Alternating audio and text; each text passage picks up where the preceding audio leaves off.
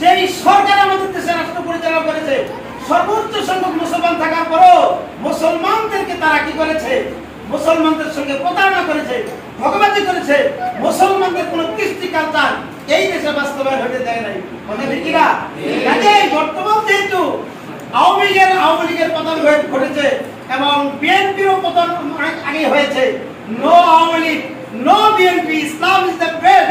কাজেই রাসূলের যেহেতু সিরাত আলোচনা হচ্ছে, রাসূলের যেহেতু জন্ম সংক্রান্ত আলোচনা হচ্ছে, আল্লাহ রাসূল দুনিয়াতে এসেছিলেন 40 বছর বয়সে তিনি নবুয়ত করেছিলেন। আর 40 বছর পর থেকে নিয়ে আরো তিনি 63 বছর পর্যন্ত জীবিত ছিলেন। আর তার জীবনের মেইন যে টাইমটা শেষ 10 বছর, শেষ 10টি বছর তিনি রাষ্ট্র পরিচালনা করেছেন। সুবহানাল্লাহ। রাসূলের যত সুন্নাত আছে, টুপি পরা, পাগড়ি পরা, দাড়ি রাখা, পাঞ্জাবি পরা, খানায় সুন্নাত, জুতায় সুন্নাত, টয়লেটে সুন্নাত, সব জায়গায় যত সুন্নাত, সব থেকে সেরা সুন্নাত ইসলামী রাষ্ট্র কায়েম করা, এটা আল্লাহ রাসূলের উপরে ফরজ ছিল। আর নাকিমুদ্দিন, যেমন নাকিমুস সালাত, নামাজ কায়েম করো, সেই রকম নাকিমুদ্দিন, দ্বীন কায়েম করো। কাজেই রাসূলের জীবনী থেকে আমরা এটাই শিক্ষা নিব।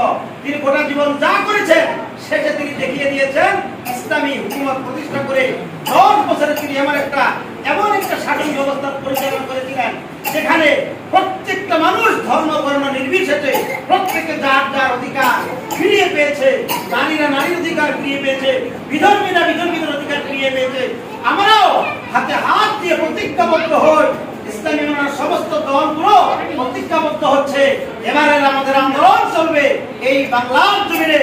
রাসূলের জীবনের শেষ যে লক্ষ্য ছিল ইসলামী স্টেট বাংলাদেশে, আমরাও কায়েম করেই ফেলবো ইনশাআল্লাহ। আসসালামু আলাইকুম।